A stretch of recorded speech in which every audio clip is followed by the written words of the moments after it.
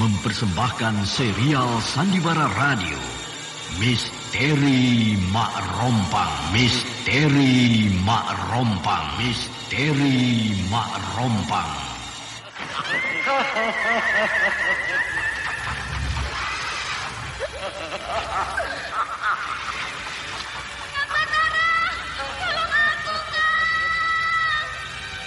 Cepat kemari, Wulan. Mak Rompang. Kisah bangkitnya kembali setiap 200 tahun. Seorang anak manusia yang dapat berganti wajah dan wujud. Terkadang menjadi seorang gadis cantik teramat cantik. Terkadang menjadi seorang nenek tua renta buruk rupa yang selalu menimbulkan prahara dan malapetaka mengerikan bagi umat manusia.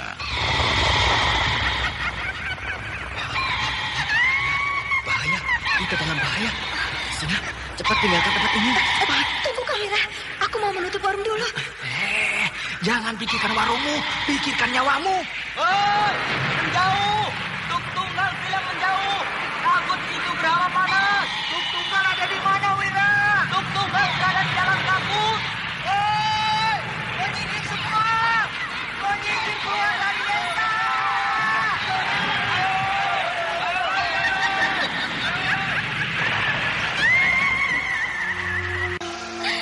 Kang Batara bicara sungguh-sungguh. Iya, karena saya mencintaimu, Wulandari. Mak Rompang diselingi pula tawa ria penuh canda serta kisah cinta kasih yang penuh dengan liku-pilu kehidupan dari dua insan manusia. Awas di belakangmu, Wulandari.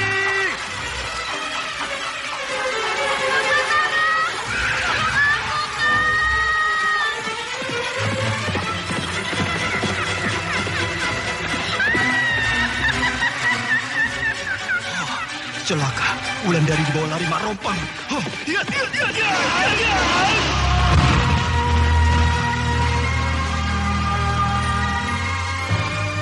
Didukung artis-artis terkenal Ferry Fadli, Yvonne Rose, Anna Sambayon, dan sederet bintang-bintang terkenal lainnya.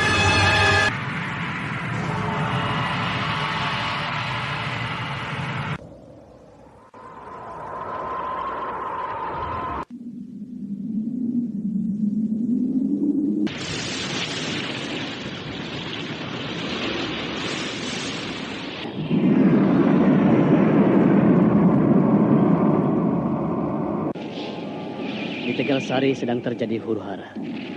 Ki Rambat, ayah Aning tewas dibunuh orang. Sedangkan Aning minggat dari sana dan tidak diketahui lagi di mana dia berada sampai sekarang ini. Bagus, itu berita bagus. Ikutilah episode ke-18. Mendung di Telaga Sore. Mendung di Telaga Sore. Mendung. Naskah karya Asmadi Syafar. Teknik dan montase Indra Mahendra dengan sutradara Denny Denhas. Seri yang pertama ini didukung para Anda pelakon. sekarang masih mendengarkan Siska Sandiwara sebagai Radio Dayang, di channel Elias Memori sebagai Tabib 80. Istana, Ferry Fadli sebagai Batara, Nanang sebagai Padatu, Tata sebagai prajurit, dan pembawa cerita Denny Denhas. Pada kisah tangis bayi di dalam kubur telah dikisahkan bahwa Wulandari telah turun dari lereng Gunung Dempo untuk mencari Anindya yang hilang di bawah burung gagak Mak Rompang. Wulandari tidak berhasil menemui Anindya, sedangkan Anindya sudah kembali dengan selamat ke tempat pertapaan bapaknya. Karena Anindya berhasil diselamatkan oleh Batara dari serangan burung gagak. Batara memang kebetulan lewat di lereng gunung itu. Sementara burung gagak itu sebenarnya adalah jelmaan Raja Siluman Raki Tanding. Batara terus menunaikan tugasnya bersama pasukan Singasari yang menyerbu kerajaan-kerajaan kecil di seluruh pulau Swarna Bumi. Sementara Anindya sangat terkesan kepada Batara, sehingga dia selalu merindukan untuk bisa bertemu dengan Batara kembali. Anindya sudah lupa bahwa dulu ketika dia masih berada di kerajaan Siluman, dia pernah bertemu dengan Batara. Bahkan ketika itu, dia sangat mencintai Batara. Anindya baru kembali ingat kejadian itu.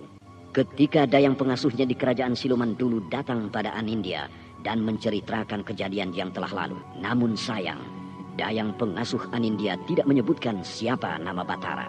Sementara itu di dalam pengembaraan Nyi Sepi, perempuan sakti yang berilmu tinggi itu bertemu dengan seorang laki-laki tua bernama Aki Cikun. Laki-laki itu bersama dengan istrinya yang merawat bayi yang ditemukannya di dekat kuburan. Bayi yang sebenarnya adalah Mak Rompang. Laki-laki itu telah dititipkan serbuk racun oleh Mak Rompang. Mak Rompang tahu bahwa saat itu dia tidak akan bisa menghadapi Nyi Sepi karena dirinya baru saja menjelma dan lahir kembali ke dunia dalam bentuk seorang bayi. Sehingga racun yang diberikan oleh Mak Rompang pada Ki Jikut sama dengan racun yang diberikan Mak Rompang pada Ki Sabrang dulu. Sehingga racun itu telah membunuh Ki Rekso. Bahkan racun itu juga telah membunuh Ki Mujur. Dan kini racun itu telah merenggut nyawa Nyi Sepi. Ketika Nyi Sepi dalam keadaan luka parah terminum racun itu, Wulandari sempat menemui Nyi Sepi. Lalu dia bawa gurunya itu ke Telaga Sore. Wulandari berusaha mengobati dan merawat Nyi Sepi. Namun sayang, racun yang termakan oleh Nyi Sepi adalah racun yang sangat berbahaya. Sehingga nyawa perempuan tua itu akhirnya tidak tertolong lagi. Di tempat lain, di rumah Gandini, kekasih Gandini yang bernama Hungta tewas di tangan kawannya sendiri yang bernama Cancau. Gandini tidak bisa berbuat apa-apa karena Cancau sangat tangguh. Bahkan Gandini sendiri tidak tahu siapa sebenarnya yang membunuh Hungta. Di dalam pasukan Singasari sedang beredar kabar bahwa Singosari dalam keadaan bahaya. Singosari sedang dalam penyerbuan Kediri. Namun tampaknya mereka tidak begitu khawatir karena Kediri bukanlah kerajaan yang kuat, sehingga para perwira Singosari meneruskan tugas mereka menundukkan kerajaan-kerajaan kecil lainnya. Di tempat lain, di lereng Gunung Dempo, Anindya merasakan getaran aneh ketika Nyi Sepi menghembuskan napasnya di Telaga Sore, sehingga Anindya minta izin kepada bapaknya untuk mencari Nyi Sepi. Karena Anindya yakin Nyi Sepi dalam bahaya. Namun bapaknya Aki Japa Ardana tidak mengizinkan Anindya pergi jauh dari sisinya, sehingga Anindya sangat kecewa.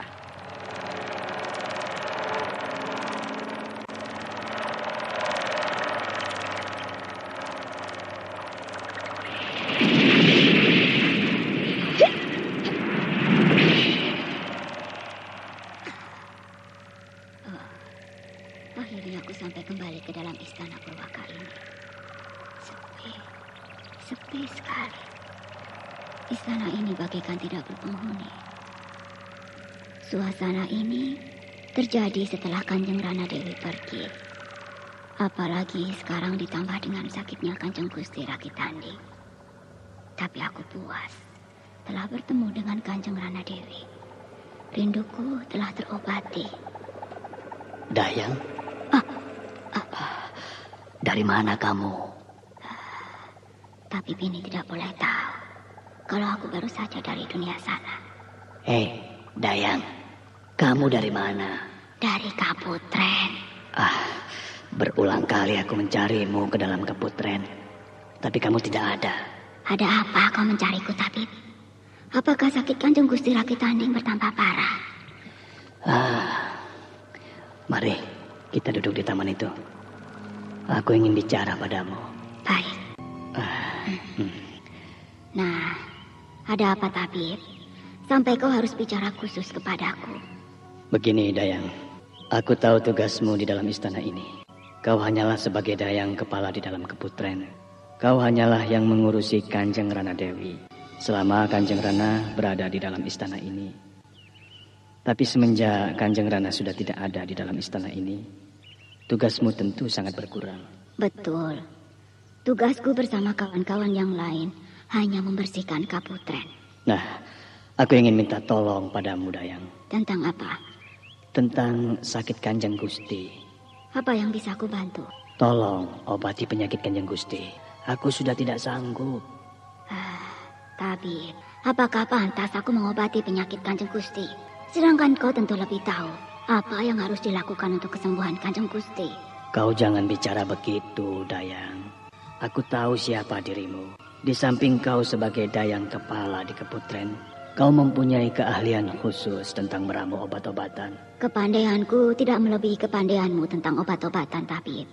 Jadi akan percuma Tolonglah Dayang, kau jangan mengelak terus. Apa yang harus aku lakukan, tabib? Sedangkan kepandaianku tidak melebihi kepandaianmu. Kau tahu bukan apa penyebab sakit Kanjeng Gusti? Iya, penyakit yang berasal dari bumi. Dan kau juga tentu tahu di mana mencari obatnya. Semua kaum atas angin juga tahu di mana mencari obatnya, tabib. Tolonglah aku. Tolong carikan obatnya di bumi sana. Aku harus mencari ke bumi sana. Aku tidak tahu harus mencari obat itu, tabib. Aku tidak tahu seluk-beluk dunia sana. Kau jangan berbohong padaku. Kau pasti tahu. Sungguh, aku tidak tahu tentang dunia sana. Kau jangan berbohong. Bukankah baru saja kau datang dari bumi? Sehingga beberapa kali aku mencarimu di dalam keputren, selalu kau tidak ada. Betul kan? Dayang? Betul. Nah, tolonglah. Carikan obat penawar di bumi sana untuk Kanjeng Gusti. Aku tidak tahu harus mencari kemana, tabib. Karena di bumi sana bukan sempit, tapi luas. Kau pasti tahu, Dayang. Jangan berpura-pura. Kau pasti tahu, Dayang. Di mana harus mencari obat untuk Kanjeng Gusti? Aku tidak tahu, tabib. Betul? Betul. Aku pernah melakukan semedi untuk kesembuhan Kanjeng Gusti. Di dalam semediku itu, aku mengetahui bahwa obat untuk penyembuhan Kanjeng Gusti harus diramu. Anda sekarang Dan aku masih melihat mendengarkan ada Sandiwara tulisan Radio bernama di channel obat Memori untuk 80. penyakit Kanjeng Gusti itu. Tulisan itu ada di dalam sebuah kitab yang bernama Kitab Dua Mustika. Dan kitab itu ada di bumi, di tangan seorang perempuan pendekar tua. Tabib ini banyak tahu juga di mana ramuan obat itu harus dicari. Dan aku yakin kau tahu kemana harus mencari kitab yang bernama Kitab Dua Mustika itu. Nah, pergilah mencarinya. Semoga kau bisa mendapatkan kitab itu. Aku tidak tahu harus mencari kemana, tabib. Apalagi kitab itu berada di tangan seorang pendekar. Tempat perempuan itu berada di sebuah padepokan yang bernama Padepokan Telaga Sore. Tabib ini tahu juga di mana kitab itu berada. Pergilah, aku tunggu. Kenapa tidak kau saja yang pergi mencarinya, tabib? Aku harus menjaga Kanjeng Gusti, Dayang. Aku tidak bisa meninggalkan Kanjeng Gusti. Atau kenapa tidak yang lain saja pergi mencarinya? Perjalanan ini sangat berbahaya. Dan aku sudah melihat di dalam semediku bahwa kaulah satu-satunya yang bisa pergi mencari dan mengambil kitab itu dari tangan pendekar tua di Padepokan Telaga Sore. Kalau aku tidak bisa mendapatkan kitab itu, bagaimana, tabib? Aku tidak tahu apa yang harus kau terima sebagai hukuman, Dayang. Tapi kau pasti sudah tahu hukuman apa yang akan dijatuhkan pada dirimu karena kau dianggap telah mencelakakan Kanjeng Gusti secara tidak langsung. Berarti aku akan dipenjara sepanjang zaman. Dayang, kapan kau akan berangkat? Apakah harus aku putuskan sekarang, tabib? Iya, karena hal ini harus aku laporkan kepada Kanjeng Gusti Rakitanding. Baiklah, aku akan berangkat sekarang juga.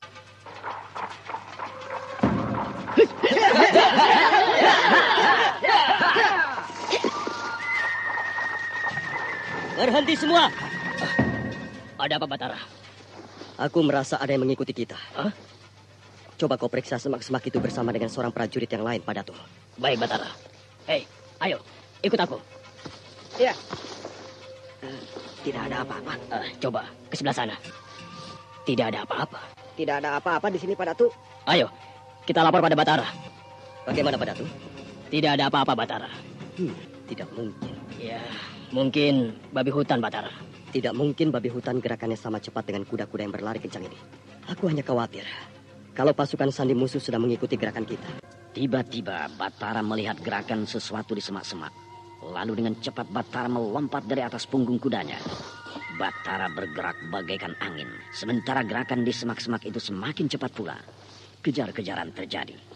Sementara pasukan Singosari yang dipimpin Batara terdiam melihat kejadian itu. Mereka bertambah kagum pada perwira baru yang memimpin mereka. Batara masih mengejar gerakan di semak-semak itu. Jarak mereka tidak berubah. Batara tidak bisa menyusul gerakan yang tidak terlihat sosok tubuhnya itu. Sehingga Batara menjadi penasaran. Lalu dengan sekali menggenjot tubuhnya, maka Batara melesat bagaikan anak panah. Lalu terbang dengan cepat menyusul gerakan yang juga semakin cepat. Namun kali ini, tampaknya Batara lebih cepat, sehingga dia bisa menghadang gerakan itu. Berhenti! Kini Batara berada di depan sesosok bayangan yang tiba-tiba berhenti. Bayangan itu berupa seorang perempuan. Namun bayangan itu perlahan-lahan menghilang dari hadapan Batara. Sehingga Batara menjadi heran. Hah? Hilang dia? Oh, aku melihat sosok seorang perempuan. Rasanya aku pernah melihat perempuan itu.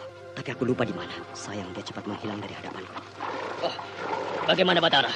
Dapatkah kau mengejarnya? Dapat. Mana dia? Mereka sudah lari. Kemana mereka lari?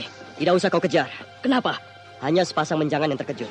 Oh, Kenapa kau memandangku seperti itu, Pak Datu? tidak salah Senopati mengangkatmu menjadi perwira kami, Batara. Gerakanmu sangat mengagumkan ketika mengejar sepasang menjangan. Kau ternyata adalah orang yang berilmu tinggi. Ayolah, kita berangkat. Iya, kudamu sudah kami bawa, Batara. Terima kasih.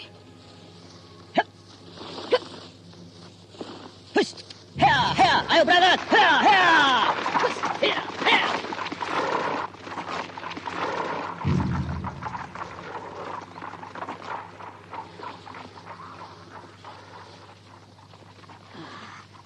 Batara itu cepat sekali mengejarku.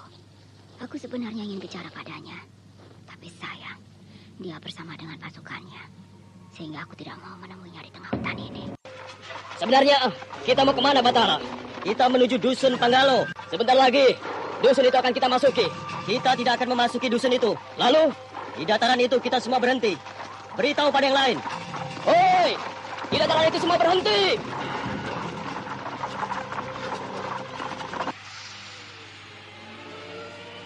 Dayang itu ingin bertanya tentang kitab dua mustika tersebut. Gerakan Dayang itu cepat diketahui oleh Batara. Sehingga Batara mengejarnya. Akan tetapi ketika mereka berdua telah berhadapan, tiba-tiba Dayang pengasuh itu menghilang dari hadapan Batara. Sehingga Batara menjadi masgul. Tanpa banyak bicara, Batara kembali membawa pasukannya untuk meneruskan perjalanan.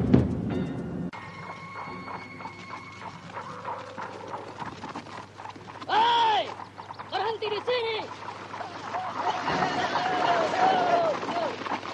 Kau lihat di bawah lembah itu, Pak Datu? Iya, sebuah dusun. Dusun itu tujuan kita. Jadi, itukah dusun Panggalo? Iya. Kalau begitu, kita turun ke sana sekarang juga. Tunggu. Batara, bukankah dusun itu sudah ditaklukkan oleh pasukan Singasari yang dipimpin oleh Kisana Keling? Aku juga pernah datang ke dusun itu beberapa hari yang lalu. Tapi dusun itu tidak sepi seperti apa yang kita lihat sekarang. Dusun itu mencurigakan. Apakah aku harus menyelidiki dusun itu sekarang? Iya. Baiklah. Kau bawa 2 orang prajurit untuk mendampingimu. Baik. Hei, kalian berdua ikut aku turun ke sana. Siap. Hati-hati kalian. Jaga. Yang lain menyebar. Tampatkan kuda-kuda kalian di tempat terlindung.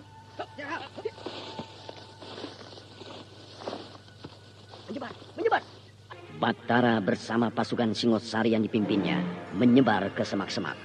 Seluruh pandangan mereka ditujukan ke dusun Panggalo di bawah lembah yang tidak begitu dalam. Sementara ketiga orang yang disuruh Batara turun ke sana tampak berjalan mengendap-endap. Mereka mengintip dari satu rumah ke rumah yang lain. Namun baru saja ketiga orang itu mendekati rumah keempat, tiba-tiba ketiganya dihadang oleh puluhan orang bersenjata. Padaku dan 2 orang prajurit Singosari yang lain segera melompat mundur sambil mencabut senjata masing-masing. Orang-orang yang menghadang mereka kini menyerang dengan dahsyat, sehingga terjadilah perkelahian. Padatu bersama 2 kawannya yang lain menghadapi musuh-musuh mereka dengan gigih. Walau lawan mereka banyak sekali, sedikit demi sedikit Padatu dan 2 orang prajurit Singosari mulai terdesak. Bahkan kini mereka sudah berada di dalam kepungan orang-orang yang menyerang mereka. Melihat keadaan yang buruk itu, Batara cepat memerintahkan seluruh prajurit Singosari menunggang kuda mereka dan turun ke lembah untuk membantu Padatu. Maka seluruh prajurit Singosari menunggang kuda mereka dan deru langkah kuda-kuda yang berlari kencang menderu menuruni lembah. Pekik peperangan bergema di seluruh lembah sehingga mengejutkan puluhan orang yang sedang mengepung Padatu. Mereka terkesima ketika melihat ratusan prajurit berkuda menerobos masuk dengan membawa panji-panji kebesaran Singosari. Puluhan orang itu mencoba mundur, namun dengan cepat bagaikan kilat, ratusan prajurit Singosari sudah mengepung mereka dengan rapat. Bahkan tanpa mereka duga sedikit pun, seluruh prajurit Singosari itu menyerang mereka. Sementara Batara dengan beberapa orang prajurit yang lain memperhatikan jalan peperangan dengan seksama. Penyerangan yang hebat dan sangat terampil membuat musuh-musuh Singosari menjadi kewalahan. Musuh-musuh yang berjumlah puluhan orang itu mencoba bertahan, tapi jelas sekali tampak bahwa mereka tidaklah terlatih, sehingga tidak berapa lama sudah gugur 6 atau 7 orang di antara mereka. Sementara yang lain mengalami luka-luka. Prajurit-prajurit Singosari tidak mengendorkan serangannya. Bahkan para prajurit Singosari malah semakin menekan, sehingga beberapa orang lagi jatuh tewas di ujung pedang dan tombak prajurit Singosari.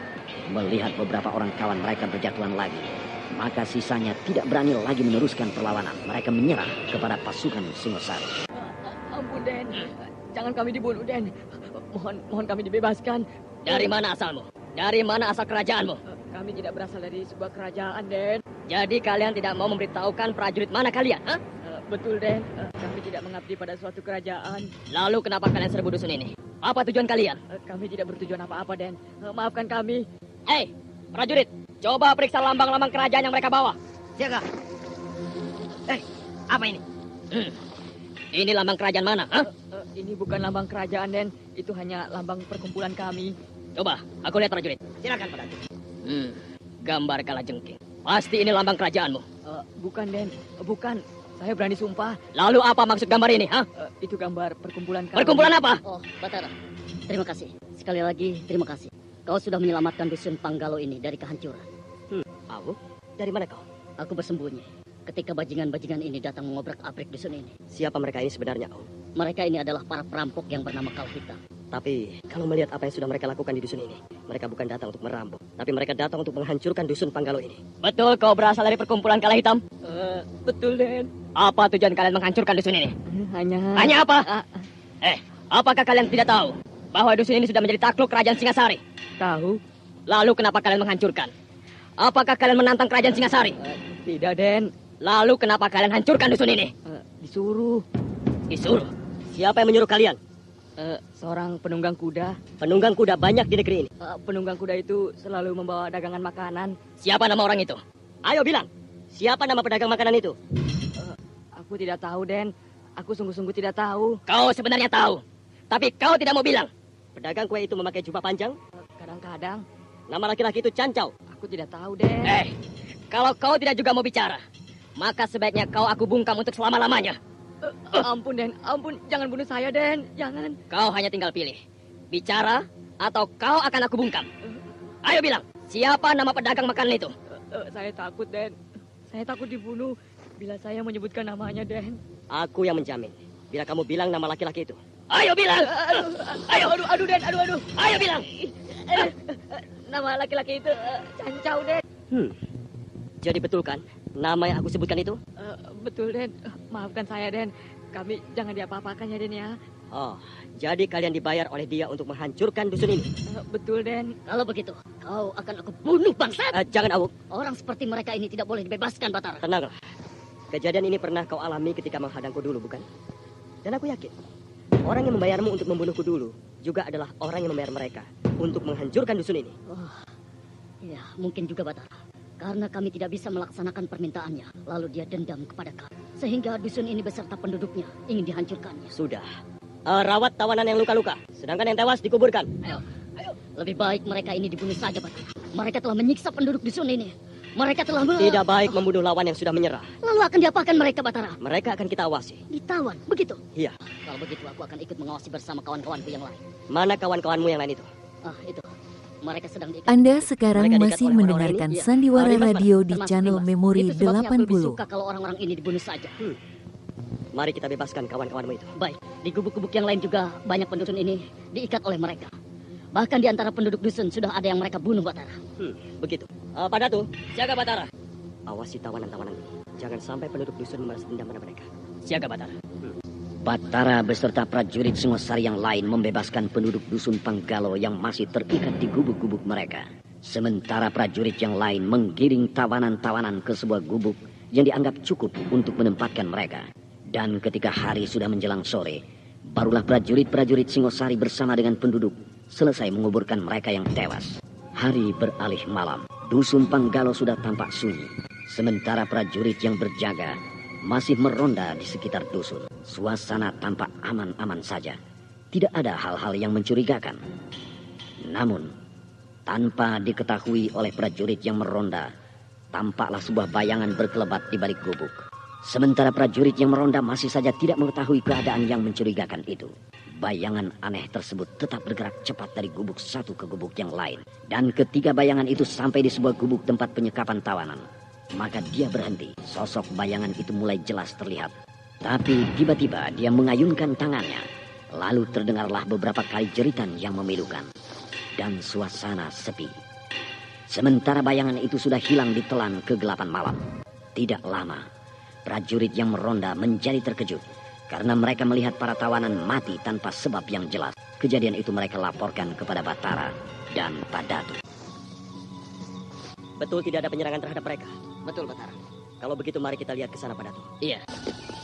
Oh, betul, Batara. Seluruh tawanan tewas, Batara. Seluruh tawanan tewas. Apakah mereka diserang oleh orang yang berilmu tinggi? Mungkin. Jarum. Tawanan-tawanan yang tewas ini terkena serangan jarum beracun. Lihat, Batara. Jarum ini sebuah jarum emas. Jarum emas beracun. Senjata ini tidak lazim dipergunakan oleh kita. Dari mana kau tahu kalau jarum emas ini beracun? Mayat-mayat itu mukanya membiru, seperti terkena racun. Mayat-mayat ini masih hangat tubuh mereka. Berarti mereka baru saja dibunuh. Dan pembunuhnya tentu belum jauh. Mari kita kejar. Tidak usah. Kenapa tidak usah? Pembunuh itu pasti sudah jauh. Karena dia berilmu tinggi. Buktinya, satu pun dari kita tidak ada yang tahu kalau pembunuhan sedang berlangsung di dekat kita. Betul. Pembunuh itu. Apa yang harus kita lakukan sekarang, Batara? Sebaiknya kita tidak meninggalkan dusun ini. Di sini. Sampai kapan? Sampai keadaan dusun ini betul-betul aman. Tapi Batara, bukankah Senapati memerintahkan pada kita untuk membayangi pasukan musuh yang sedang melarikan diri sambil merusak dusun-dusun yang mereka lalui? Yang membunuh tawanan-tawanan kita ini adalah salah satu musuh Singasari. Sehingga kita berkewajiban melindungi penduduk dusun ini dari kekejamannya. Apalagi dusun ini adalah salah satu dusun yang telah tunduk kepada pasukan Singasari. Ya, betul juga. Apakah prajurit yang meronda sudah kau atur, Pak Datu? Sudah, Batara. Berapa banyak malam ini yang kau kerahkan? 100 orang. Bagus. Kita memang harus menjaga dusun ini lebih kuat. Karena sewaktu-waktu pembunuh itu bisa datang tanpa kita ketahui. Tapi kalau prajurit yang meronda sebanyak itu, pasti dia akan berpikir 2 kali untuk mencoba masuk kemari. Iya, Batara. Pergilah kau ke sebelah sana memeriksa prajurit yang sedang menjalankan tugasnya. Sedangkan aku akan ke sebelah situ memeriksa yang lain. Kalau kita meronda bersama-sama dengan mereka, pasti mereka akan bertambah semangat menjalankan tugasnya. Iya. Aku akan ke sana sekarang. Iya. Pasukan yang aku pimpin ini mulai sehati denganku. Mereka sudah mau mengikuti apa yang aku perintahkan. Mereka mulai menghargai aku sebagai pimpinan mereka. Bayangan. Aku melihat bayangan bergerak ke sebelah sana. Jangan-jangan dia telah datang melalui hutan itu.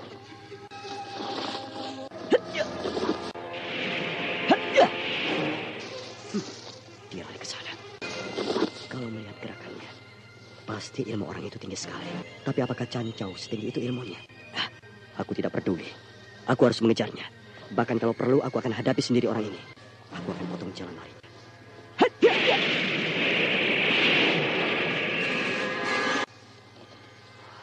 Dapat aku susul kau sekarang, Jahanam. Ya! Berhenti! Kau tidak bisa lari. Dan jangan coba-coba lari dari hadapanku. Ayo keluar kau dari balik pohon itu. Orang ini tidak mau keluar dari balik pohon itu. Apakah dia sedang memancingku untuk datang ke dekatnya? Ayo keluar kamu. Perempuan. Kenapa perempuan ini wujudnya samar-samar? Pasti aku sedang berhadapan dengan siluman. Dan pasti siluman ini yang membunuh tawananku kemarin malam. Kenapa aku harus berurusan dengan hal-hal seperti ini?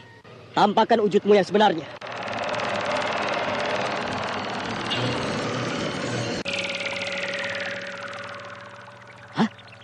Kau? Rupanya Kanjeng Batara masih ingat pada saya. Iya, aku masih ingat padamu. Kau Dayang pengasuh Rana Dewi. Betul, Kanjeng Batara. Ingatan Kanjeng Batara sangat kuat. Baiklah. Kini aku tanya padamu, Dayang. Apa yang akan Kanjeng tanyakan pada saya, Kanjeng? Kenapa kau bunuh semua tawananku kemarin malam? Saya membunuh, Kanjeng? Mana mungkin saya berani membunuh manusia di bumi ini, Kanjeng? Sedangkan di atas langit sana saja, saya tidak berani membuat hal sekejam itu, Kanjeng. Nih, lihat. Ini alat yang kau pergunakan untuk membunuh para tawananku kemarin malam. Jarum-jarum emas beracun. Kau tahu jarum emas ini beracun. Berarti memang kau yang memiliki jarum-jarum emas ini. Dan juga kau yang membunuh para tawananku kemarin malam, Dayang. Maaf, beribu maaf, Kanjeng Batara. Saya berani bersumpah. Kalau bukan saya yang membunuh para tawanan Kanjeng itu. Kau mencoba membohongi aku, Dayang. Padahal kau tahu persis tentang jarum aneh ini. Kalau Kanjeng tidak percaya, saya bersedia dihukum oleh Kanjeng sendiri. Rasanya Dayang ini tidak bohong. Dia bicara sungguh-sungguh. Tampaknya Kanjeng Batara masih tidak percaya pada keterangan saya. Baik. Tapi untuk apa kau datang kemari? Untuk apa kau lari ketika tadi aku mengejarmu? Karena saya ingin bicara pada Kanjeng, tanpa dilihat oleh siapapun. Kau ingin bicara apa? Saya ingin menyampaikan suatu hal yang sebenarnya bukanlah urusan Kanjeng Batara. Tapi apa boleh buat, saya harus menyampaikannya. Apa yang akan kau sampaikan padaku, Dayang? Pertama-tama, saya menghaturkan maaf pada Kanjeng karena saya telah mengganggu Kanjeng. Lalu yang kedua, saya akan menyampaikan tentang keadaan Kanjeng Gusti Rakit Tanding yang sedang sakit parah sekarang ini. Rakit Tanding? Sakit rupanya dia. Betul, Kanjeng Batara. Sakit Kanjeng Gusti Rakit Tanding sangat mengkhawatirkan. Sehingga saya terpaksa menemui Kanjeng Batara di sini. Apa yang bisa aku bantu? Saya ingin menanyakan obat untuk penyembuh sakit Kanjeng Gusti Rakit Tanding pada Kanjeng Batara. Kepadaku, Dayang? Betul, Kanjeng Batara. Aneh. Sebenarnya saya datang kepada Kanjeng Batara karena saya menganggap Kanjeng Batara orang yang paling tahu tentang sakit Kanjeng Gusti Rakit Tanding. Kenapa begitu? Karena penyakit yang diderita oleh Kanjeng Gusti Rakit Tanding berasal dari Kanjeng Batara sendiri. Karena penyakit yang diderita oleh Kanjeng Gusti Rakit Tanding berasal dari Kanjeng Batara sendiri. Dari aku, Dayang? Betul, Kanjeng. Penyakit yang diderita rajamu asalnya dariku, Dayang? Betul, Kanjeng. Kau ini aneh, Dayang. Aku mencurigai kehadiranmu di sini karena tawananku tewas terbunuh olehmu. Tapi ini kau berbalik menuduh aku mengirim penyakit pada rajamu. Pandai betul kau memutar balik persoalan, Dayang. Sekali lagi saya mohon maaf, Kanjeng Batara. Bahkan sekali lagi saya bersumpah bahwa tewasnya tawanan Kanjeng bukan karena saya. Tapi kalau penyakit yang diderita Kanjeng Gusti Rakit Tanding, memang betul penyebabnya adalah Kanjeng Batara. Kau bisa buktikan, Dayang, bahwa aku penyebab sakitnya rajamu, Dayang? Mohon maaf sekali lagi, Kanjeng Batara. Saya akan terangkan. Kenapa berani saya mengatakan bahwa Kanjeng Batara lah yang menjadikan Gusti Rakit Tanding sakit? Apakah Kanjeng Batara pernah menolong Kanjeng Rana Dewi beberapa bulan yang lalu di lereng Gunung Dempo? Iya, pernah. Ketika Rana Dewi diserang oleh sekelompok burung gagak. Dan Kanjeng Batara memanah burung gagak itu, kan? Iya. Aku memanah seekor burung gagak yang besar dan ganas. Panahku tepat mengenai dada burung gagak itu. Nah, Kanjeng Batara, burung gagak itu sebenarnya adalah jelmaan dari Gusti Rakit Tanding. Hah? Betul begitu, Dayang? Betul, Kanjeng. Bahkan ketika Gusti Rakit Tanding sampai di pendopo kerajaan, beliau dalam keadaan terluka parah. Maka saya dan beberapa orang pegawai istana cepat-cepat menolong Gusti Rakit Tanding mencabut anak panah yang tertancap di dadanya. Dan pada batang anak panah tersebut tertera lambang kerajaan Singasari. Nah, bukankah anak panah itu Kanjeng Batara yang melepaskan ke arah burung gagak yang sedang menyerang Kanjeng Rana Dewi? Bahkan dari keterangan Gusti Rakit Tanding sendiri mengatakan bahwa anak panah itu memang milik Kanjeng Batara. Aku telah melakukan kesalahan. Aku telah berdosa melukai Rakit Tanding. Lalu apa yang harus aku lakukan, Dayang? Sejak saat itu sampai sekarang, Gusti Rakit Tanding tidak kunjung sembuh, Kanjeng. Bahkan sakitnya bertambah parah. Apakah tabib istana tidak mengobati lukanya itu? Sudah, Kanjeng. Bahkan segala obat yang kami punyai sudah diberikan kepada Gusti Rakit Tanding. Tapi hasilnya tetap tidak ada. Sehingga kami tahu bahwa panah yang dilepaskan Kanjeng Batara bukanlah sembarang panah. Tapi panah yang mengandung ajian sangat hebat. Sehingga saya diutus datang menghadap Kanjeng, memohon kemurahan hati Kanjeng untuk memberikan obat penawar luka kepada saya. Untuk saya persembahkan kepada Gusti Rakit Tanding. Aku tidak punya obat penawarnya, Dayang. Aku sungguh-sungguh. Bahkan aku sendiri tidak tahu kalau anak panah yang Anda aku lepaskan sekarang itu masih adalah mendengarkan anak panah yang Sandiwara ampuh. Radio di Saya channel sebenarnya Memori juga tidak 80. peduli, Kanjeng. Apakah Gusti Rakit Tanding akan sembuh atau tidak? Tapi karena ini perintah, maka sebagai hamba saya yang baik, saya lakukan tugas saya ini, Kanjeng. Kenapa kamu bersikap begitu terhadap rajamu, Dayang? Saya tidak bisa menceritakannya sekarang, Kanjeng. Hanya saya mohon, kalau Kanjeng Batara tidak mempunyai obatnya, agar Kanjeng Batara sudi memberitahukan di mana kitab Dua Mustika bisa saya temukan. Kitab Dua Mustika? Kenapa kitab itu yang kau tanyakan, Dayang? Menurut pengetahuan hamba, Kanjeng, hanya di dalam kitab itulah tertulis ramuan obat yang bisa menyembuhkan sakit Gusti Rakit Tanding.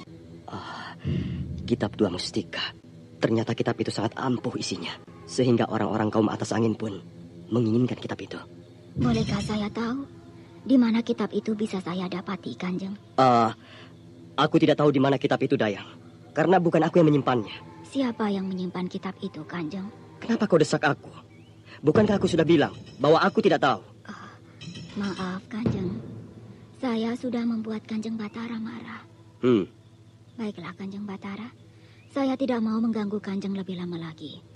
Saya akan mencari kitab itu ke Telaga Sore. Hah? Kalau nasib saya bagus, saya akan mendapatkan kitab itu di sana.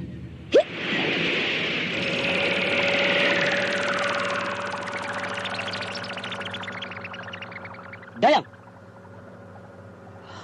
Telaga Sore. Dayang itu tidak akan mungkin bisa masuk ke Telaga Sore. Tapi mendengar nama Telaga Sore, perasaanku menjadi takut. Aku takut bertemu dengan Nyi Sepi. Sudah hampir 15 purnama aku tidak menemuinya. Percayalah, Nyi Guru. Aku pasti datang. Walau aku gagal mencari obat, Nyi Guru. Aku sedang berusaha untuk bisa kembali ke Dharmasraya, Nyi Guru. Walau cara kembali aku ini agak aneh terasa. Tapi aku tidak punya jalan lain. Kecuali kembali kemari dan ikut bergabung bersama dengan pasukan Singasari. Tapi, apakah aku akan diterima dengan baik oleh Nyi Guru? Ataukah aku akan mendapat makian? Hah? Nyi Guru?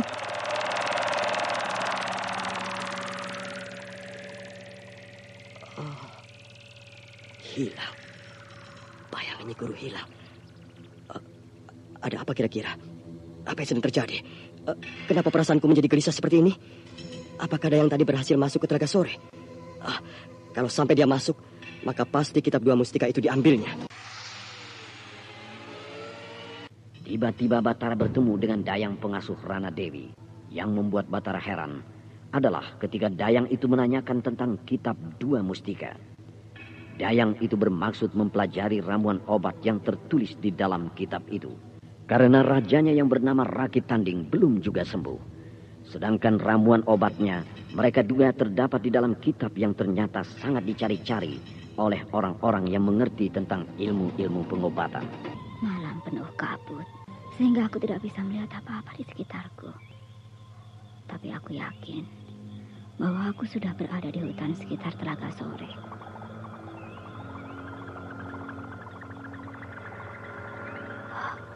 Suara apa itu?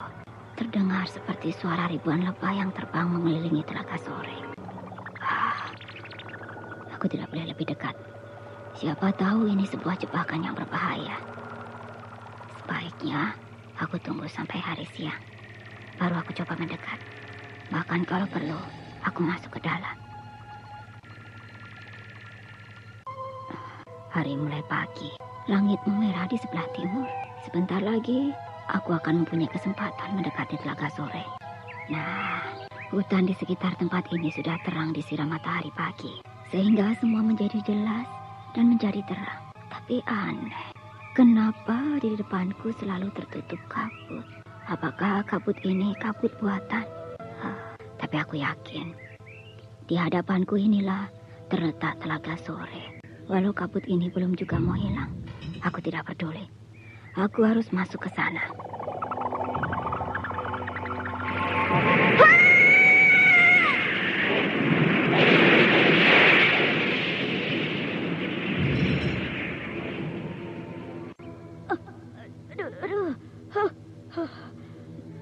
Tempat ini dipagar dengan pagar gaib. Pagar yang tidak bisa dilihat oleh siapapun. Tapi bisa dirasakan sengatannya. Aku tidak akan bisa masuk lewat tempat ini. Aku akan coba masuk lewat jalan lain dari angkasa.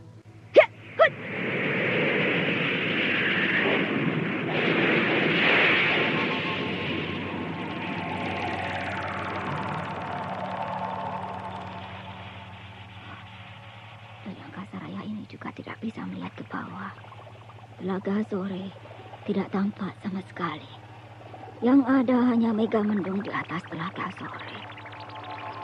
Ada apakah gerangan yang terjadi di sana? Kenapa mega ini menutupi seluruh permukaan Telaga Sore? Aku akan mencoba turun mendekati mega.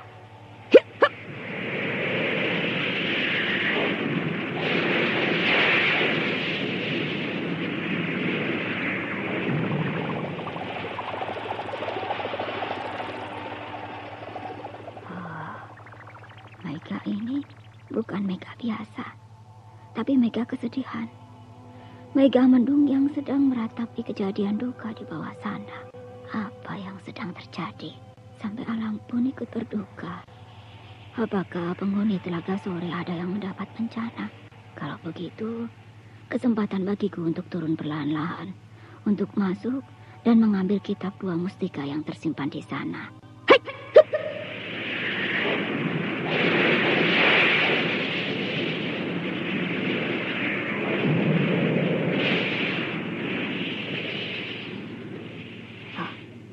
Mega ini terasa lembut. Tidak ada pagar gaib apa-apa yang membungkus dataran Telaga Sore. Sehingga aku akan lebih leluasa masuk dan mencari kitab dua mustika.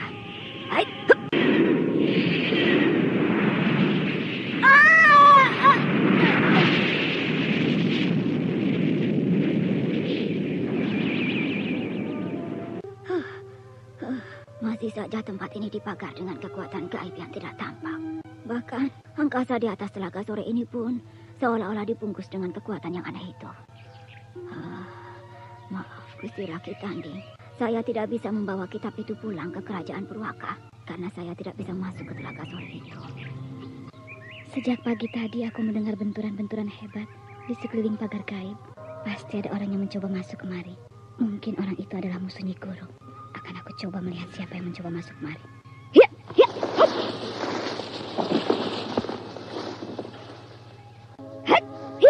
Tidak ada jejak kaki di sekitar tempat ini. Orang. Ada bayangan orang di balik semak itu. Jangan lari! Tidak ada. Bayangan orang itu hilang tiba-tiba. Apakah perlu aku kejar orang itu? Tapi bagaimana dengan kuburan Nyi Guru? Apakah harus aku tinggalkan kuburan Nyi Guru itu? Apakah aku tega meninggalkan Nyi Guru terbaring di sana sendirian? Tidak baik aku meninggalkan Nyi Guru. Aku harus menjaga kuburannya. Aku akan tetap di sana. Nanti, kalau aku merasa sudah pantas untuk keluar dari Telaga Sore ini, baru aku keluar untuk mencari pembunuh Nyi Guru. Bagaimana keadaan sekeliling dusun ini tadi malam, Pak Datu? Aman, Batara. Tidak ada hal-hal yang mencurigakan. Bagus. Hanya yang akan aku tanyakan padamu. Tentang apa? Kenapa kau tiba-tiba berlari ke hutan itu tadi malam? Aku melihat bayangan orang di sebelah sana. Apakah dapat orang itu kau kejar? Tidak. Kenapa? Cepat sekali hilangnya. Kita sedang berhadapan dengan orang yang berilmu tinggi. Kita harus perketat penjagaan dusun ini. Betul. Sebelum dusun ini kembali jatuh ke tangan musuh. Tadi malam aku juga melihat bayangan orang mendekati dusun ini. Perempuan atau laki-laki? Laki-laki. Oh, lalu? Aku ikuti bayangan orang itu. Lalu? Sama seperti yang kau alami.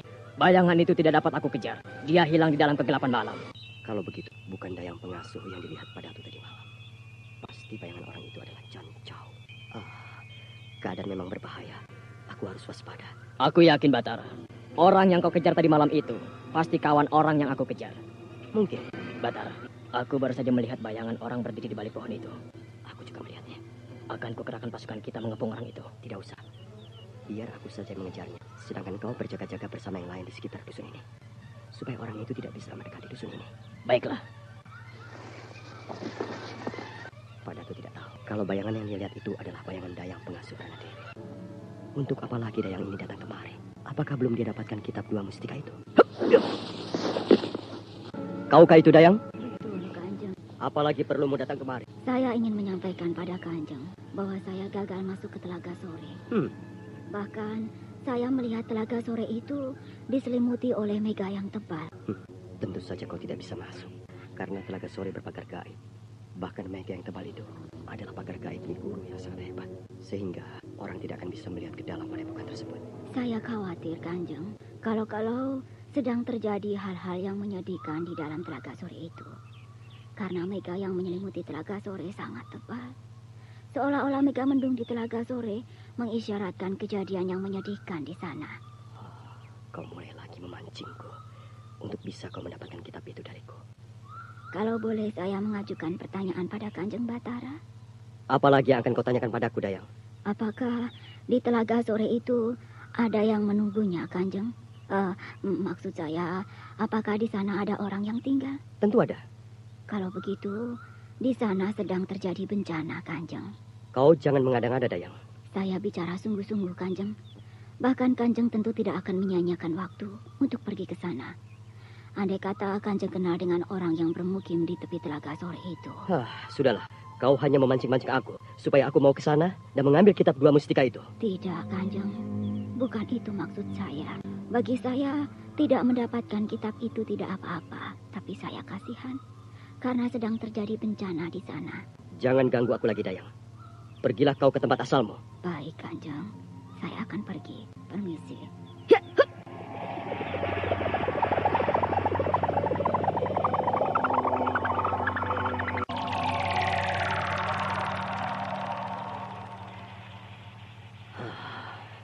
Pintar betul dia memujuk aku. Ada apa pada tuh? Batara. Aku ingin menanyakan hasil yang kau kejar tadi. Tidak ada apa-apa. Dia hilang dengan cepat ketika aku mengejarnya. Betul-betul kita sedang dipermainkan oleh musuh-musuh yang tangguh. Kita tidak akan terjebak bila penjagaan kita betul-betul kuat. Batara, ada utusan dari Senopati. Oh, apa yang akan disampaikan utusan itu? Aku belum tahu, Batara. Di mana dia? Menunggumu di dalam tenda utama. Mari kita ke sana. Berita apa yang kau bawa, utusan? Aku membawa berita dari Senopati, Batara, bahwa kau bersama seluruh pasukan Singasari di sini diminta kembali ke induk pasukan.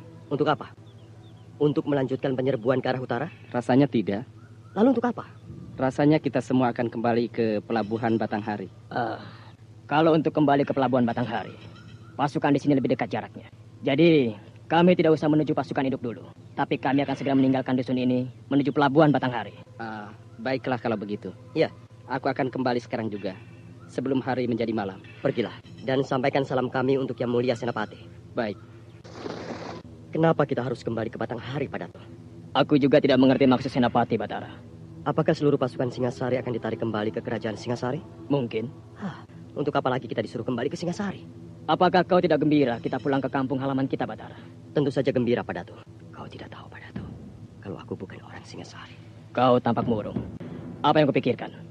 Aku khawatir terhadap Singasari. Jangan-jangan Singasari dalam keadaan bahaya. Kekhawatiran Batara memang ada alasannya. Karena sewaktu mereka tinggalkan dulu, Singosari dalam keadaan tidak kuat. Seluruh pasukan Singosari sedang dikirim ke Swarna Bumi untuk menghadang pasukan Tartar yang diperkirakan akan mendarat di sana. Melihat keadaan Singosari seperti itu, maka kerajaan Kediri yang berada di bawah kekuasaan Singosari mulai melakukan pemberontakan kecil-kecilan. Namun pemberontakan itu bisa dipadamkan oleh Raja Kertanegara. Kini Kediri tidak lagi mengadakan gerakan kecil-kecilan. Kerajaan Kediri yang dipimpin oleh Jaya Katwang sedang mempersiapkan kekuatan yang besar untuk memberi pukulan yang mematikan terhadap Singosari. Sementara Raja Kertanegara masih saja tidak sadar kalau bahaya besar sedang mengintip dirinya. Raja Kertanegara tidak peduli. Raja besar itu melakukan pesta-pesta kerajaan yang besar dan megah karena Raja Kertanegara terlampau percaya pada wibawa kerajaan yang sebenarnya telah mulai runtuh. Apalagi setiap hari Anda Raja sekarang menerima masih laporan mendengarkan tentang Sandiwara kehebatan dan Radio di keberhasilan channel pasukan Memori Singhasari di 80. Swarna Bumi dalam rangka menghadang gerakan pasukan Tartar yang sebenarnya tidak pernah kunjung datang di Swarna Bumi. Bagaimana keadaan pasukan Singhasari, Senopati? Ampun beribu-ribu ampun, Gusti. Keadaan pasukan Singosari sangat lemah. Sehingga inilah saatnya kita menyerbu Singosari dan menghancurkan Kertanegara.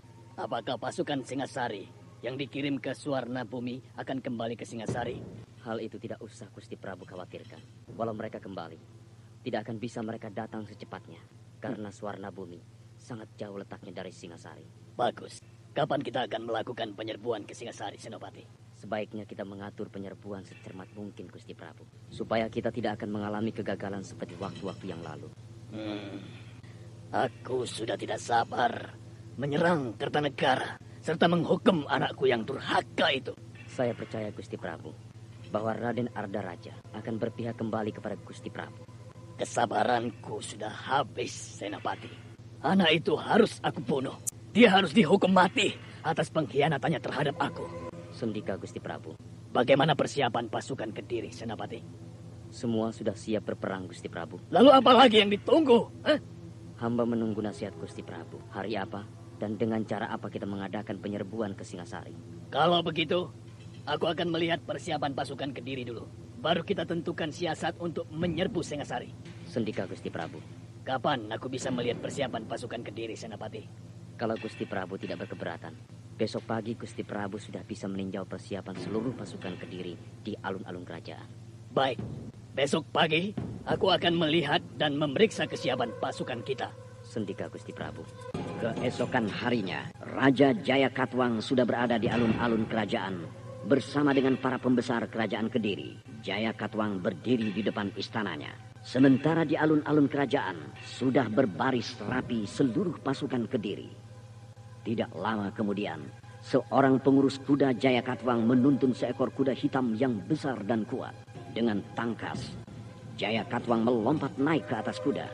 Jayakatwang menunggang kuda besar itu. Dan perlahan-lahan dia berkeliling memeriksa pasukan Kediri. Sedangkan di belakangnya senopati kerajaan mengiringinya juga dengan menunggang seekor kuda yang besar. Ketika pasukan Kediri berdiri di depan raja mereka dengan gagah, maka di tengah-tengah rakyat yang menonton berduyun-duyun, ada dua pasang mata memperhatikan peristiwa itu. Kedua pasang mata itu adalah prajurit sandi dari kerajaan Singosari. Lihat Jayakatwang. Lama dia berdiri di depan panji-panji kerajaan Kediri. Dia sedang menghormati panji-panji kerajaannya. Iya. Kalau melihat gelar pasukan yang mereka adakan, mereka memang sedang mempersiapkan pasukan ini untuk penyerbuan ke Singhasari. Kau yakin kalau Jayakatwang akan menyerbu Singhasari? Aku yakin. Apakah dia mampu menyerbu kerajaan kita itu? Kenapa tidak mampu? Apalagi kerajaan Singhasari sedang dalam keadaan lemah. Karena seluruh kekuatan Singhasari sedang berada di Swarna Bumi. Kalau begitu, kita harus cepat-cepat kembali ke Singhasari. Kita harus segera melaporkan kejadian ini kepada Sri Baginda Kertanegara. Sebaiknya kita cari dulu berita kapan Kediri akan menyerbu Singhasari. Baru kita melapor kepada Sri Baginda Kertanegara. Baik, kalau begitu kita dekati salah seorang dari pimpinan pasukan Kediri. Kita korek keterangan dari dia. Kau kenal dengan salah seorang pimpinan pasukan Kediri itu? Kenal. Yang itu, yang memimpin pasukan panah itu. Bagus. Kapan kita lakukan itu? Setelah Jayakatwang memeriksa pasukan itu. Jadi betul keterangan yang kau kumpulkan itu, prajurit? Betul, Gusti Prabu. Kami berdua baru saja kembali dari Kediri. Rupanya mereka bertambah kurang ajar, sehingga sudah berani menggelar pasukan secara terang-terangan di depan hidungku. Lalu apalagi yang kalian lihat di sana? Kekuatan mereka sudah lebih kuat dari pertama kali mereka menyerbu kemari, Gusti Prabu. Bahkan mereka akan melancarkan serangan itu dalam waktu dekat ini. Betul-betul kurang ajar. Apakah Jayakatwang itu menganggap Singhasari ini seekor tikus yang dapat dia permainkan seenaknya saja? Aku perintahkan pada kalian berdua untuk menghadang pasukan Kediri. Sendika, Gusti Prabu. Dan kalau boleh hamba bertanya, di mana kami akan menghadang pasukan Kediri itu, Gusti Prabu? Kau bawa pasukan Singhasari ke arah utara kerajaan Singhasari ini. Kau bersama Ardaraja. Aku perintahkan membawa pasukan yang kuat. Lalu kalian hancurkan mereka di sana. Jangan biarkan masuk kemari. Baik, Gusti Prabu. Dan apakah mungkin Kediri akan menyerbu kita dari arah utara, Gusti Prabu? Satu-satunya jalan untuk menyerbu Singasari adalah dari sana. Tidak mungkin dia menyerbu dari arah yang lain. Raden berdua harus bisa menunjukkan pada Kediri bahwa kita bukanlah kerajaan kecil yang bisa seenaknya diperlakukan seperti tikus. Kita adalah kerajaan besar yang bisa menghancurkan kerajaan-kerajaan lain. Bahkan kita sanggup menghancurkan tentara Kubilaikan sekalipun. Baik, Gusti Prabu. Hamba dan Arda Raja akan menjalankan titah Gusti sebaik-baiknya. Bagus. Besok pagi kalian bawa seluruh kekuatan ke arah utara. Sedangkan di dalam istana, aku hanya butuh kekuatan kecil saja. Baik, Gusti Prabu. Dan kau Arda Raja, kau harus menghukum ayahmu yang sangat kurang ajar itu. Tunjukkan padanya bahwa tidak ada tempat bagi seorang pengkhianat seperti ayahmu, Jayakatwang di Singasari ini. Baik, Gusti Prabu. Titah Gusti Prabu akan hamba jalankan sebaik-baiknya. Bagus. Ternyata kalian berdua adalah orang yang setia terhadap Singasari. Hamba Gusti Prabu. Kau yakin bahwa kita akan bisa menghadang pasukan Kediri di sebelah utara ini, Raden Wijaya? Yakin. Asal kita bisa memadu kekuatan dengan baik bila ada serangan dari Kediri. Tapi kau kenapa bertanya begitu, Arda Raja? Apakah kau kurang yakin dengan pasukan yang kita bawa ini? Iya, aku memang kurang yakin. Karena aku tahu bahwa ayah handaku Jayakatwang sedang memusatkan kekuatan Kediri dengan baik untuk menaklukkan Singasari. Itu hanya perasaanmu saja, Arda Raja. Dan perasaan seperti itu bisa aku maklumi. Karena yang akan kau hadapi nanti adalah ayah handamu sendiri. Tidak.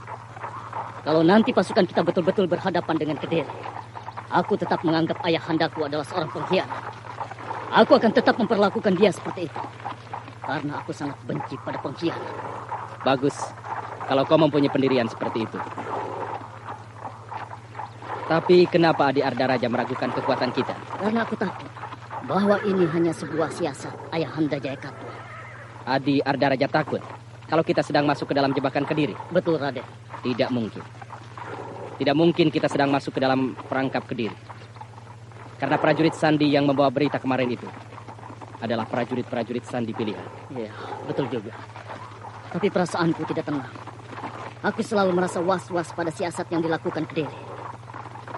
Lihat adik Arda Raja. Debu-debu mengepul di kejauhan. Debu-debu itu adalah debu dari kuda-kuda yang berlari. Itu pasti kuda-kuda pasukan Kediri. Iya. Hai! Semua berhenti! Di hadapan kita adalah pasukan Kediri. Ayo! Semua siap menghadapi peperangan. Atur semua barisan kalian seperti yang telah ditentukan. Raden, mereka juga menghentikan laju pasukan berkuda mereka.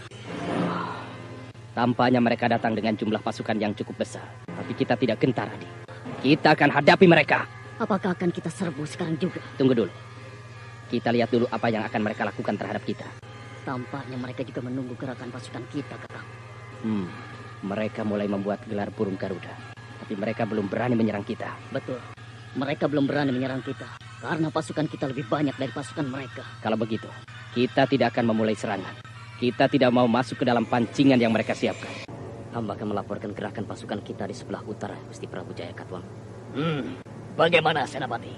Pasukan kita sudah berhadapan dengan pasukan Singasari di sebelah utara. Apakah sudah terjadi pertempuran di sana? Belum, Gusti Prabu. Kenapa belum? Karena pasukan Singasari berjumlah sangat besar. Dan pasukan Singasari juga tidak melakukan penyerangan terhadap pasukan kita di sana? Tidak, Gusti Prabu. Tampaknya mereka hanya berusaha untuk menghadang gerak maju pasukan kita tanpa ada usaha untuk menyerang pasukan kita. Lalu bagaimana keadaan di sebelah selatan dari Singasari? Keadaan selatan Singasari sangat lemah, Gusti Prabu. Pasukan penjaga kerajaan tidak begitu kuat. Sementara di dalam istana, Raja Kartanegara sedang mengadakan pesta bersama para pembesar istana. Betul berita yang kau bawa ini, Senapati? Betul, Gusti Prabu. Pesta apa yang diadakan oleh Kartanegara itu, Senapati? Hamba sendiri tidak tahu, Gusti Prabu. Tapi menurut pendapat hamba, pesta itu adalah pesta rutin yang diadakan oleh Raja Kartanegara. Sekaranglah saatnya aku hancurkan Kartanegara. Senapati, hamba Gusti Prabu. Kirim utusan ke arah utara. Lalu suruh pasukan kita menggebrak pasukan Singasari di sana. Sementara kita akan menghantam Singasari dari pintu selatan ini. Sendika, Gusti Prabu. Perintahkan agar pasukan kita berusaha agar pasukan Singasari di sebelah utara itu tidak punya kesempatan untuk berbalik ke dalam istana membantu pasukan pengawal istana. Sehingga kita akan leluasa menghancurkan Singasari. Hamba Gusti Prabu. Dengan cepat seorang utusan Jayakatwang memacu kudanya arah ke utara. Utusan itu membawa perintah dari Jayakatwang untuk segera melakukan penyerangan terhadap pasukan Singosari yang dipimpin oleh Raden Wijaya dan Ardaraja. Sementara pasukan Kediri yang dipimpin oleh Jayakatwang di sebelah selatan segera menggebrak ke dalam istana kerajaan Singosari.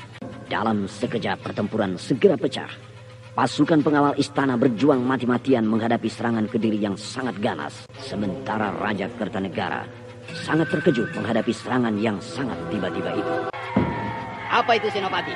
Apa yang terjadi di luar istana ini? Mungkin pasukan kita sudah kembali dari utara Gusti Prabu Kertanegara. Rasanya bukan seperti itu pasukan yang pulang dari medan perang. Coba Senopati, lihat di luar istana. Apa yang sebenarnya sedang terjadi di luar tembok kerajaan ini? Baik Gusti Prabu. Kenapa kau prajurit? Ampun Kanjeng Senopati. Hamba mohon ampun. Apa yang terjadi? Pasukan Kediri sedang menyerbu kemari Kanjeng Senopati. Hah? Jadi mereka menyerbu dari selatan prajurit? Ampun Gusti Prabu. Mereka sudah mendekati pintu gerbang istana. Siapa yang memimpin penyerbuan itu? Jayakatwang Gusti Prabu. Kurang ajar. Dia rupanya yang membuat gaduh seluruh kerajaan ini. Tutup pintu gerbang istana!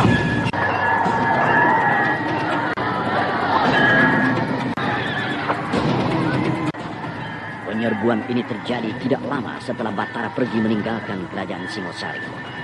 Bahkan kejadian ini baru diketahui oleh pasukan Singosari di Swarnabumi setahun kemudian.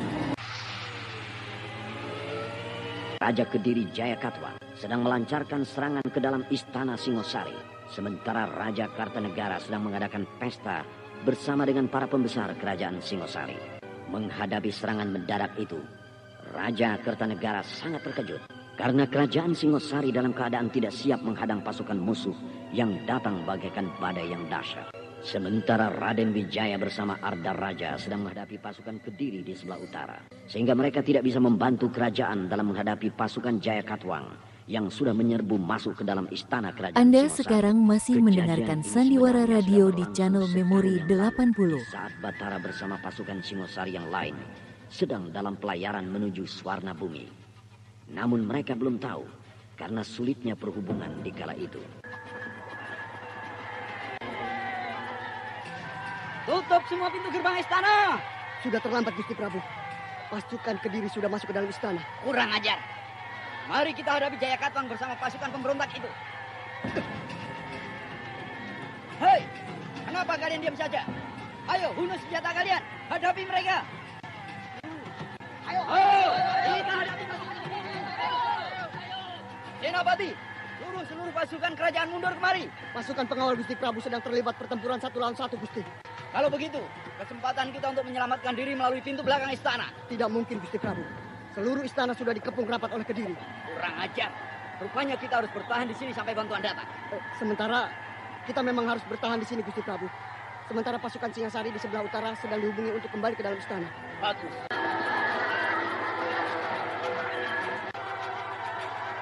Tahan mereka, ada raja. Tahan gerakan mereka di sebelah kiri saya pasukan kita. Jangan khawatir Raden Wijaya. Awas kanda Raden Wijaya. Ada penunggang kuda di belakang kanda. Mampus kau. Ya.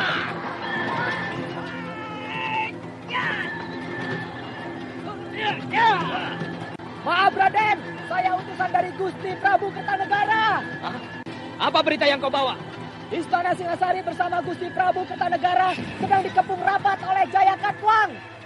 Lalu Gusti Prabu bagaimana? Pasukan Jayakatwang sudah masuk ke dalam istana. Gusti Prabu bagaimana?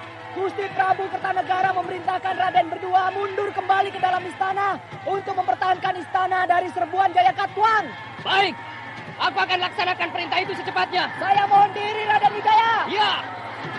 Hei, semua mundur kembali ke istana. Mundur semua! Mundur semua! Kanda Raden Wijaya, apa yang terjadi? Kenapa kita harus mundur? Sedangkan pasukan kita belum kalah dari mereka. Istana diserbu dari arah selatan oleh Jayakatwang. Celaka. Lalu Gusti Prabu bagaimana, Kanda? Masih bertahan di dalam keraton.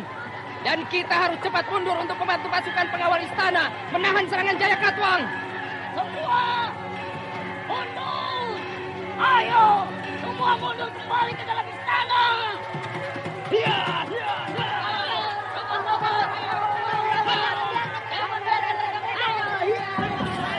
Cari jalan! Ayo cari jalan! Buka kembali serangan!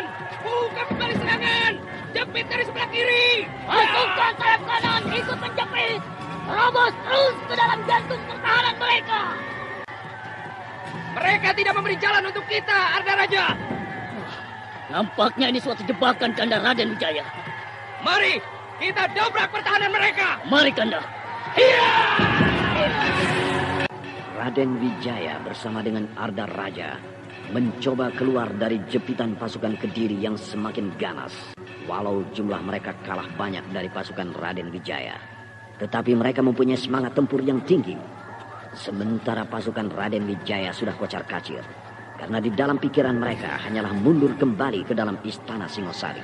Dengan susah payah, pasukan Raden Wijaya dan Arda Raja berhasil lolos dari kepungan pasukan Kediri. Lalu dengan cepat mereka melakukan gerakan mundur ke dalam istana Singosari. Namun gerakan mereka kembali tertahan oleh pasukan Kediri yang sedang menghajar istana Singosari. Pasukan Raden Wijaya menjadi terjepit di antara dua pasukan Kediri yang mempunyai semangat juang yang tinggi. Hai prajurit, kenapa kalian lari? Ayo hajar pengkhianat ini. Mereka bukan lari, Kertanegara. Tapi prajurit-prajuritmu banyak yang terbunuh oleh pasukanku. Kau betul-betul pengkhianat Jayakatwang. Kau harus mati, Kertanegara. Kau yang harus kubunuh Jayakatwang.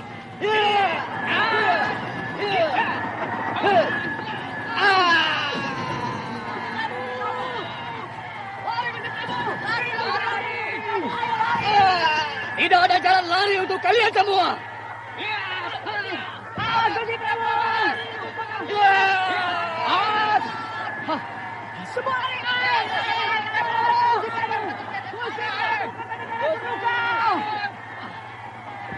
Jaga!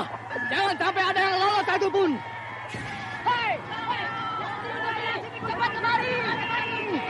Hai para pembesar istana, ayo hadapi mereka. Pertahankan keraton Singasari ini sampai tetes darah terakhir kalian. Kalian tidak akan bisa lari. Seluruh keraton ini sudah dikepung.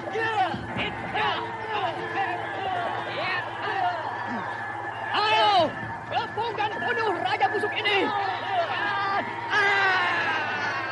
Tewas kau sekarang, Kertanegara.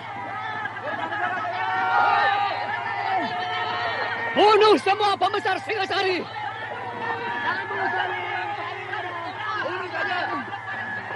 Bunuh semua pembesar Singasari. Jangan ada yang tersisa.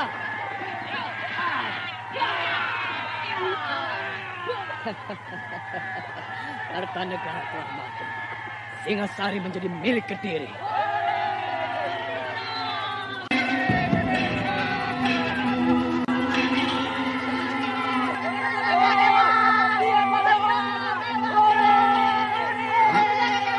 Apakah betul berita itu?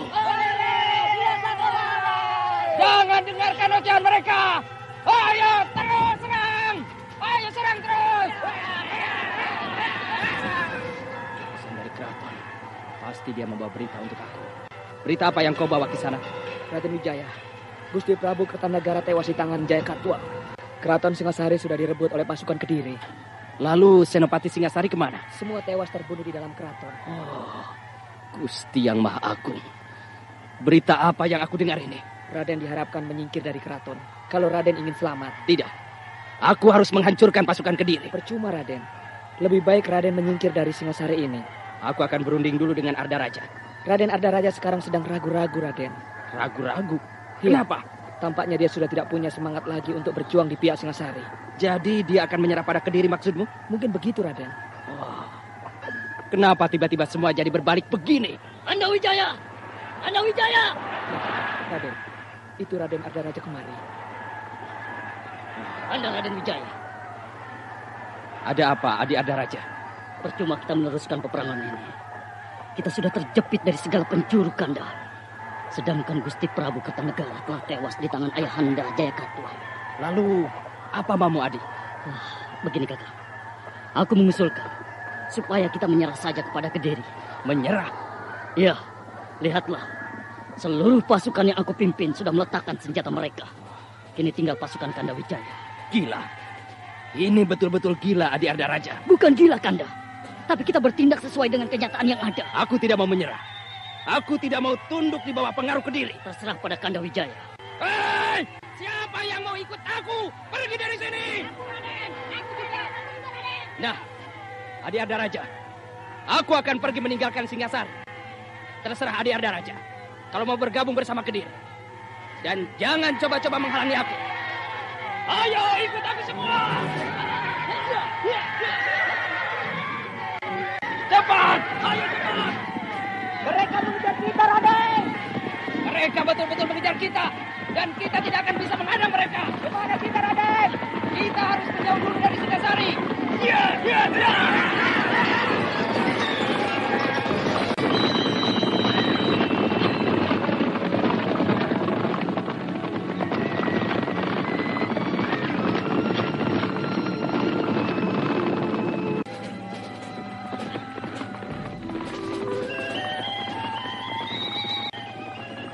Raden Wijaya dapat meloloskan diri dari kejaran pasukan Kediri dan pasukan Arda Raja yang telah berbalik memihak ayahnya Jayakatwang.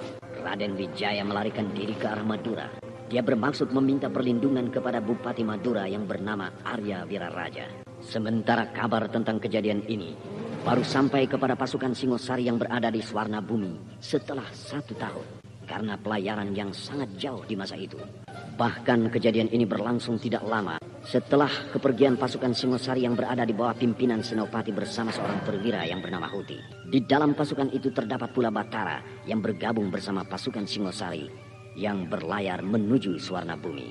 Kabar buruk ini disampaikan oleh seorang utusan Singosari kepada seluruh pasukan Singosari yang sedang mengadakan peperangan di Swarna Bumi. Bahkan berita ini menjadi berita yang simpang siur. Berita ini bahkan sangat sulit dipercaya oleh sebagian pasukan Singosari.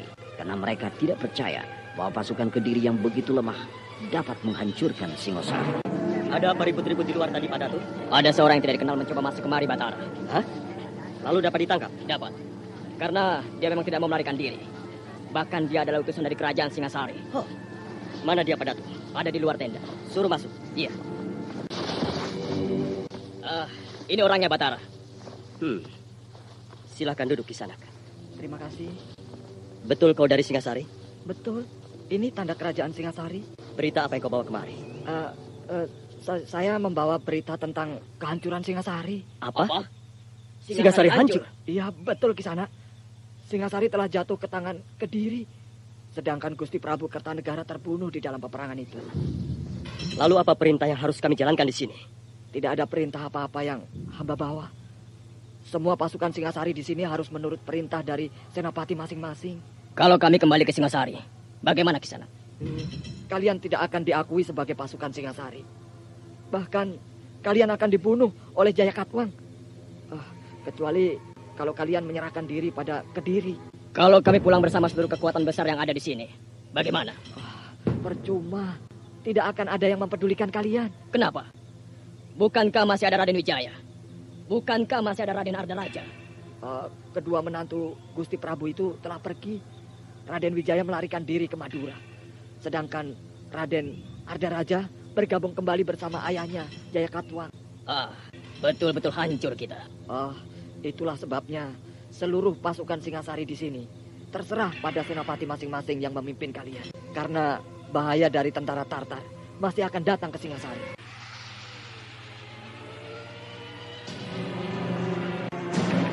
Nah, pendengar yang berbahagia, ikutilah lanjutan kisah ini esok hari pada waktu dan gelombang yang sama.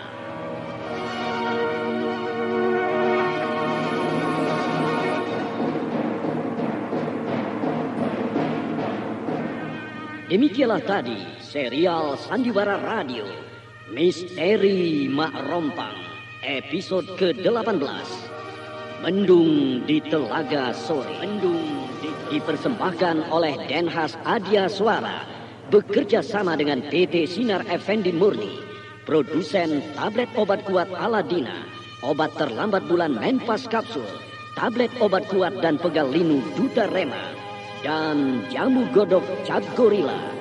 Terima kasih atas perhatian Anda. Sampai jumpa.